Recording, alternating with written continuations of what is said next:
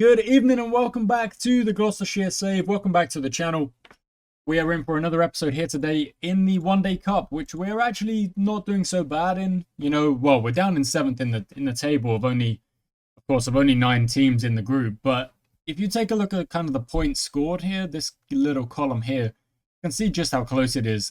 Our next game is against Derbyshire, and if we were able to get a win and go to 6 points, we would actually, well, temporarily, we would go up into that qualification spot, and we'd only be a win behind the top two.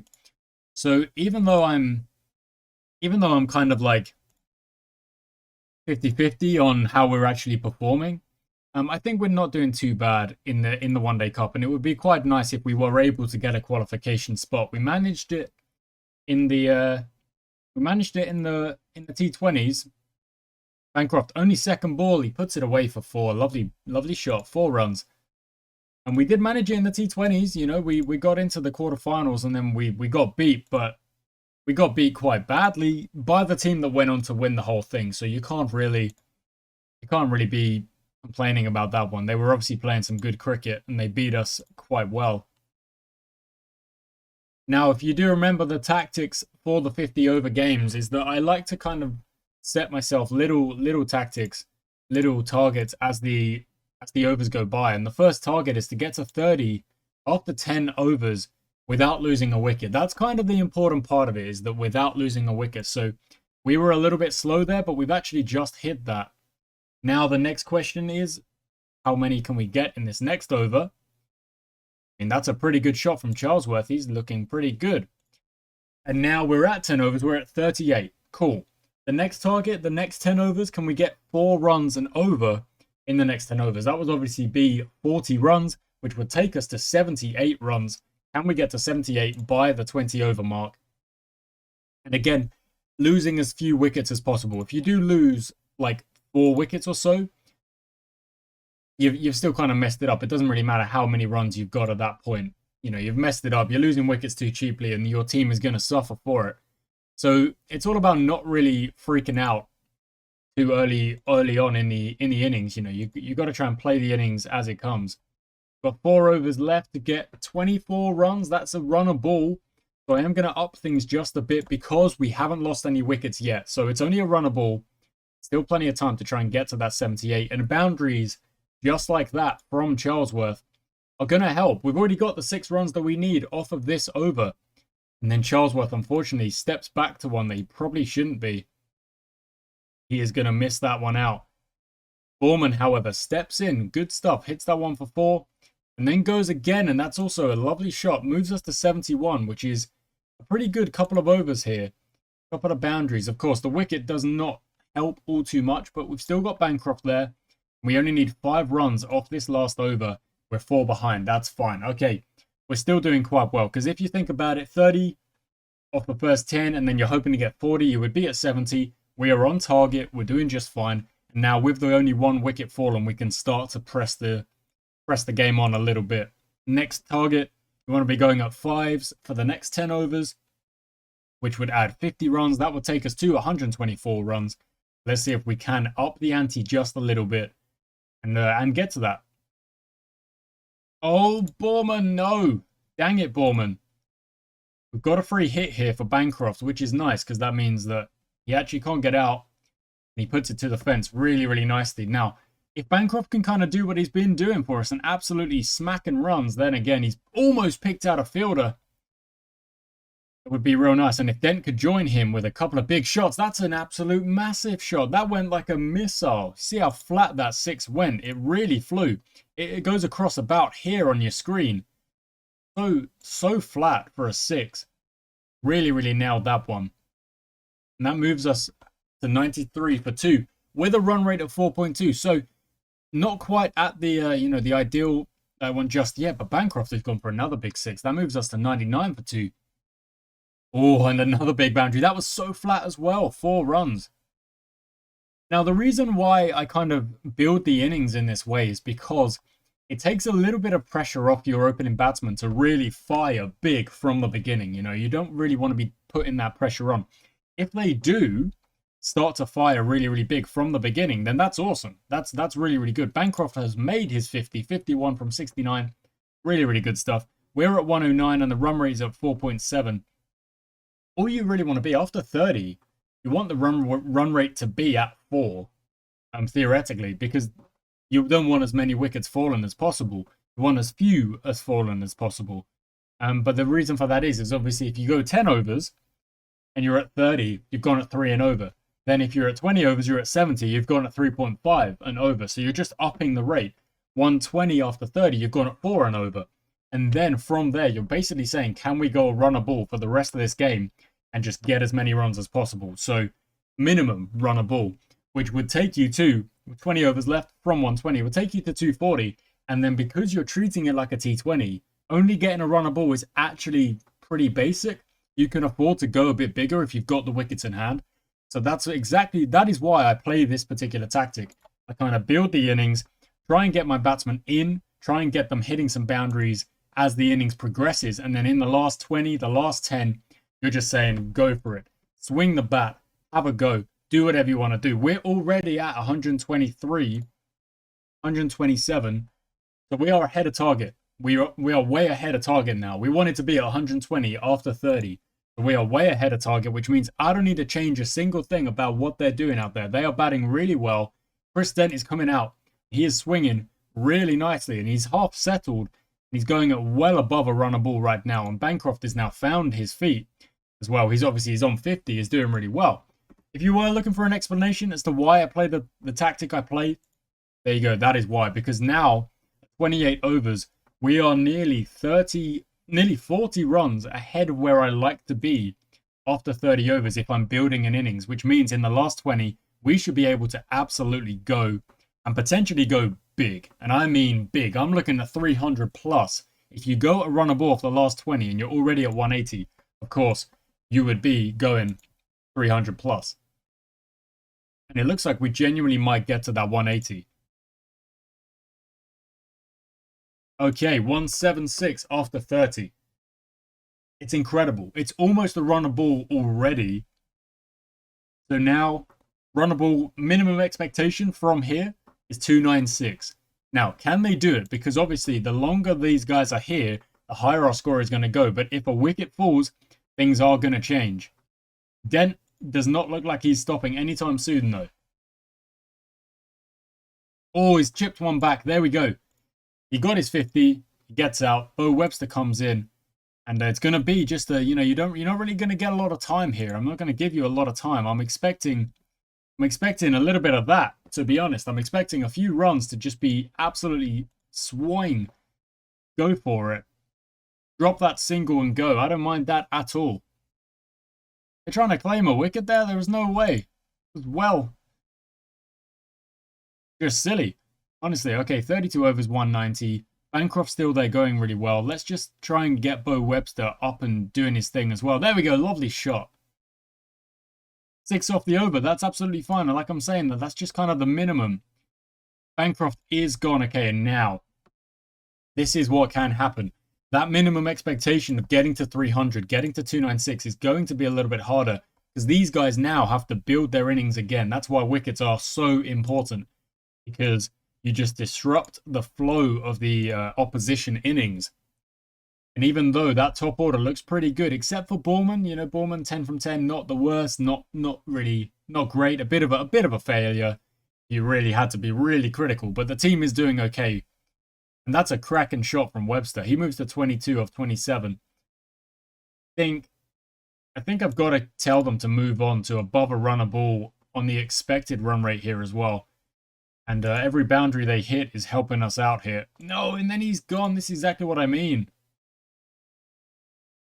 Exactly what I mean. Just with the wicket falling, it just kind of bumps you back and you're trying to fight back again.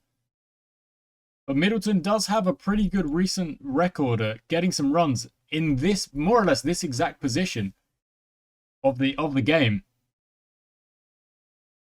We're going at only 5.7s here.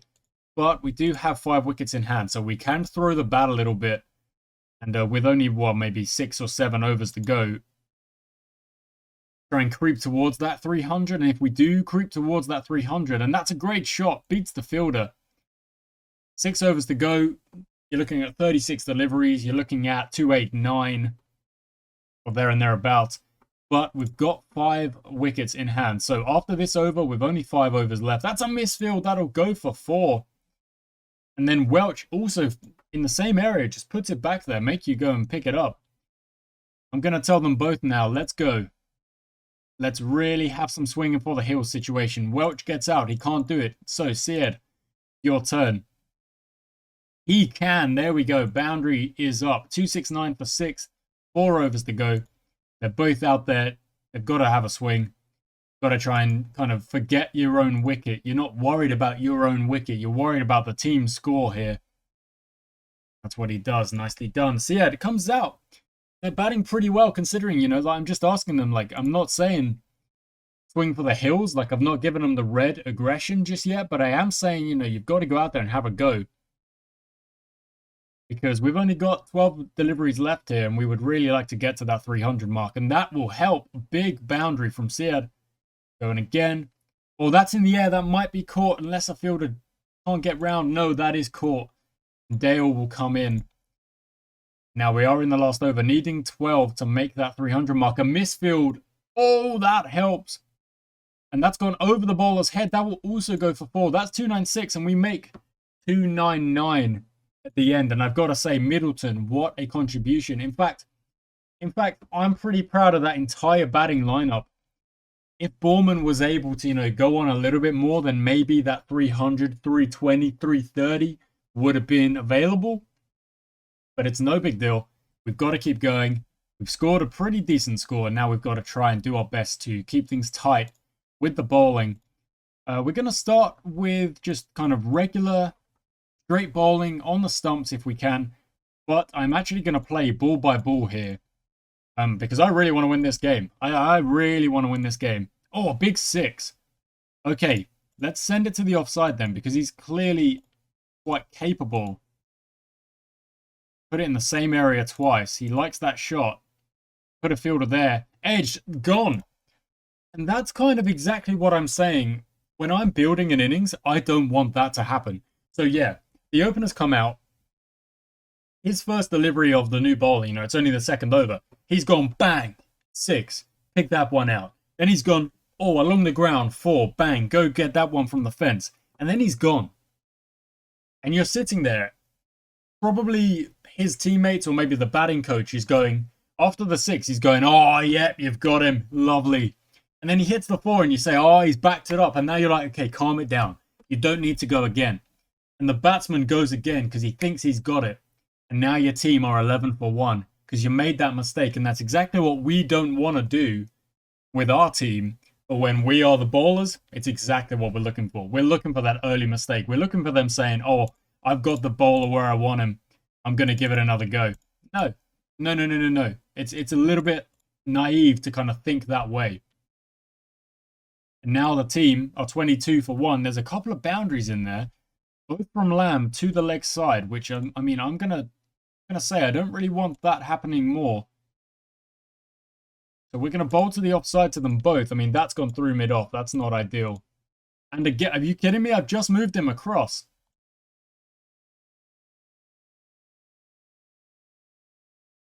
Oh my word, Lloyd is annoying me now. Okay, so how are we going to get around that? Well, how are we going to get around that? We're going to tuck him up. We're going to say, you've done it that over. You can't do it again. We're putting on his toes, and we'll see what you can do with that. And that's a much better over. Okay, Bailey, I don't want to, like, just instantly kind of hook him, like, you know, bring him off for conceding a couple of runs. That would not be the ideal thing. So we're gonna bowl him another over, see if he can bounce back. Lloyd's got his number. It really does feel like Lloyd maybe has got his number. They're batting real aggressive here. And again, Lloyd, okay, we've got to get rid of him. We've got to get rid of him. So we're going to go a little bit aggressive. We're going to see if he can keep this up with a bit of aggression coming at him. Bailey, do your best, son. There we go. Fight fire with fire. Dale will carry on. Gets one boundary, but that's all right. This is much better. Bailey, I'm going to give him a break. We're going to go to Marchant de Lange. Going to throw even more pace at this guy. They are getting a few runs off that pace, but they both prefer spin bowling, so I don't really know if I want to stack that. I don't really know if I want to bowl a spin at them and then kind of be a bit mad or a bit annoyed if they get some runs from it. Again, we're bowling exactly what he doesn't like, and he can put it away for 4. A bit frustrating when that happens. And again, just the exact same shot. Stack that leg side and stop these boundaries from coming through. There we go. That's better.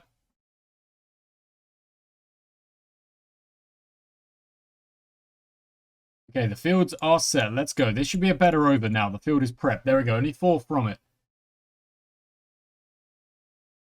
Again with the back foot drive going right through our numbers here. Oh, you can't be bowling and... Okay. Bell Webster's actually bowling okay. Let's calm it down again because it's obviously not doing it. Stack that offside.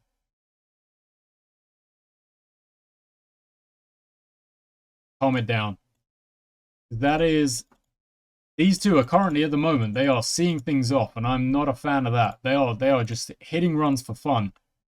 And this is exactly what we've got to try and combat. You've got to stop bowling wides. You've got to stop bowling wides. Okay, drag the length back. He's hitting everything. He is seeing an absolute beach ball out there. In fact, they both are. And there's just no combat here. Delango goes again. Better over, but they are so far ahead of the game now. Okay, so we're going to straighten up and just bowl a good line. Stack that offside, because that's where you want... Sorry, yeah, well, I don't know. You kind of pistons it is probably the best idea. Pistons on both. There's runs to be had. Let's see if we can kind of get a few more controlled overs in. Because at the moment, these two guys absolutely running away with this game.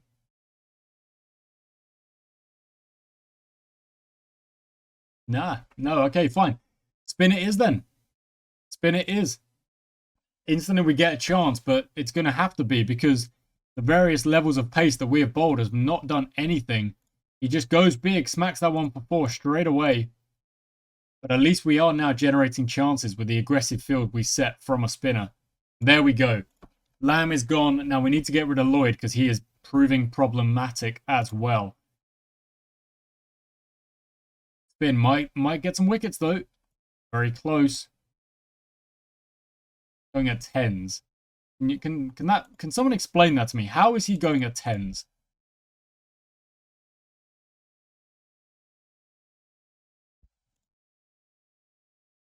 Hey, Middleton, get Lloyd out. Come on, here we go. This could be the game changer. You've got to hit the stumps, though, man. You've got to bowl at the stumps. But at least these overs are now, they're at least struggling to find the fence. We maybe be able to try and fight back here. Almost a maiden, just one delivery missed. Here we go. The spinners are kind of wrestling back a little bit of control. If only I brought them on maybe 5 or 10 overs earlier. There we go. Lloyd is gone for 98.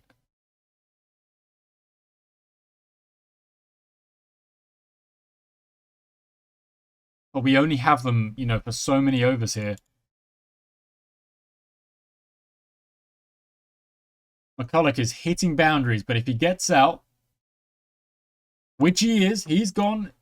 It's a bit of the same as Reese there, where you're in for a short amount of time. It's not helping your team all that much. Thompson, very aggressive.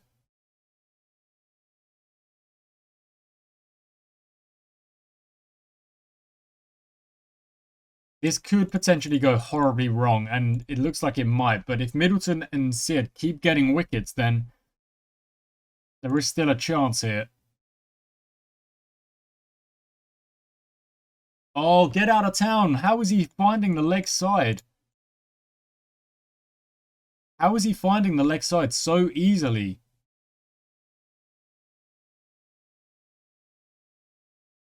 We need him gone. Thompson is coming and he's absolutely nailing runs. There we go. That's out. See you later. 26 off 17. We are into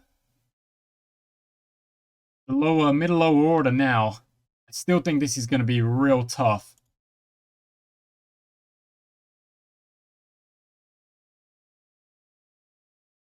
But it is still, there's still a chance here. We just got to take maybe 1 or 2 more wickets. And they will start freaking out. They'll start thinking maybe this isn't their day. And there we go. There's one of them. Potts is gone.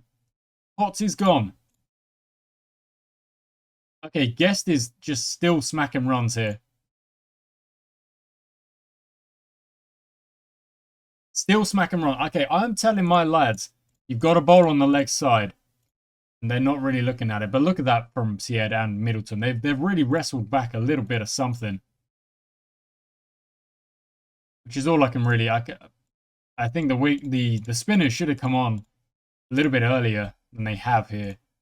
But it's a bit of a live and learn situation where we let oh, you got to stop bowling the no balls, honestly.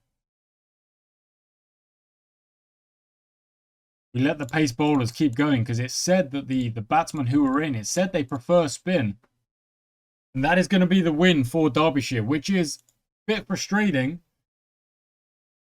It's basically Lloyd that's won it for them with Lamb. That second partnership just did it for them. 149, and then this chase at the end. But if you look at our partnerships, one big partnership and then a couple of others, whereas they've got 149, a 40, and 54. It's all that middle. It's all that. After we got the first wicket, we didn't back it up. That's all you could really take from that one. So they moved to 6 points. Sussex have got a game in hand on everyone. So if we click continue, see if they play that game. They beat Warwickshire by 1 wicket. My word, they own... Wait, no, that's Surrey. Wait. Where's Sussex? They beat Durham. Okay, so our table is actually going to look a little bit different here. We are down in 8th. The win would... Oh, okay, now a win is definitely needed. Against Durham at the top. Nottinghamshire also lost, which means that gap hasn't stretched, which is actually quite useful. Quite useful, I would say. There's still a chance, is all I'm saying. There's still a chance. Thank you for watching, guys. I do hope you've enjoyed today's episode. A little bit disappointing that, we had such a good platform for batting and then we didn't really boost on. And then with the bowling, just couldn't get those wickets.